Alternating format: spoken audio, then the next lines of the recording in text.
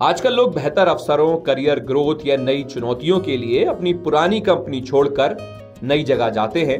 ये बहुत आम बात है जो लगभग सभी कर्मचारी लोग करते हैं। ऐसे में सैलरी के अलावा एक और महत्वपूर्ण चीज होती है जिस पर ध्यान देना बेहद जरूरी है। वो है आपका कर्मचारी भविष्य निधि या आपका पीएफ। पीएफ आपकी रिटायरमेंट के लिए एक महत्वपूर्ण बचत है और नौकरी बदलने पर इसे सही तरीके से मैनेज ना करने पर आपको बड़ा वित्तीय नुकसान हो सकता है। इसलिए अगर आप भी नौकरी बदलने की सोच रहे हैं तो पीएफ ट्रांसफर से जुड़ी कुछ खास बातों को जानना आपके लिए बेहद फायदेमंद हो सकता है। चलिए जानते हैं कि आखिर पीएफ ट्रांसफर होता क्या है।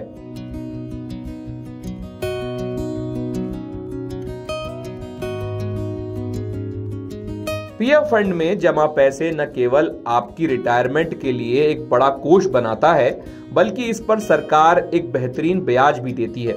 अगर आप नौकरी बदलने पर पीएफ का पैसा निकालते नहीं हैं, बल्कि उसे ट्रांसफर करते हैं, तो आपकी नौकरी की अवधि लगातार बनी रहती है।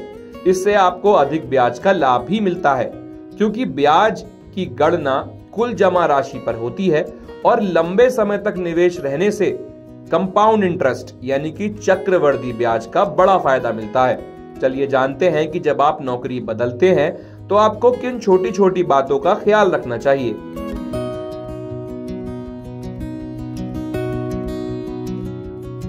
नौकरी बदलते समय अपने पुराने पीएफ खाते को नए नियोक्ता के खाते में ट्रांसफर करवाएं।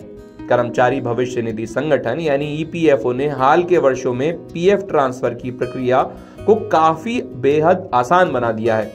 अब अगर आपके पास एक यूनिवर्सल अकाउंट नंबर यानी यूएएन है और वो आपके आधार नंबर से लिंक है, साथ ही आपके पिछले नियोक्ता ने आपकी डेट ऑफ एग्जिट सही तरीके से अपडेट कर दी है, तो आमतौर पर आपका पीएफ बैलेंस नई कंपनी में ऑटोमेटिक ट्रांसफर हो जाता है।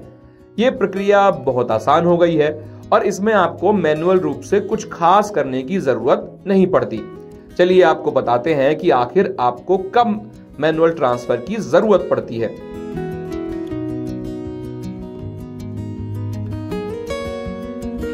कुछ मामलों में ऑटोमेटिक ट्रांसफर नहीं हो पाता या आपको मैनुअल ट्रांसफर की जरूरत पड़ सकती है। ऐसे में आप ईपीएफओ की ऑनलाइन पोर्टल यानी यूएएन पोर्टल के माध्यम से ट्रांसफर के लिए आवेदन कर सकते हैं। अब आखिर में जानते हैं कि आपको अपना पीएफ ट्रांसफर करते समय किन छोटी छोटी चीजों का ख्याल रखना चाहिए।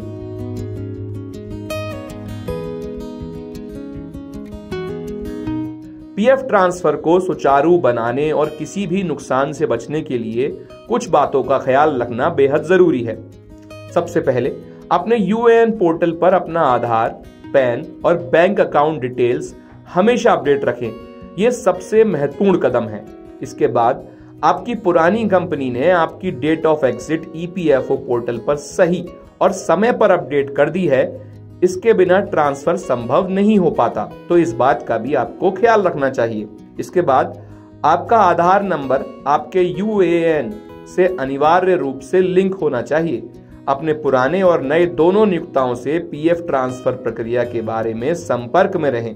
यदि ऑटो ट्रांसफर नहीं होता है तो उनकी मदद की आवश्यकता भी पड़ सकती है और नियमित रूप से अपनी पीएफ पासबुक ऑनलाइन चेक करते रहें ताकि बैलेंस और ट्रांसफर स्टेटस की जानकारी आपको लगातार रहे।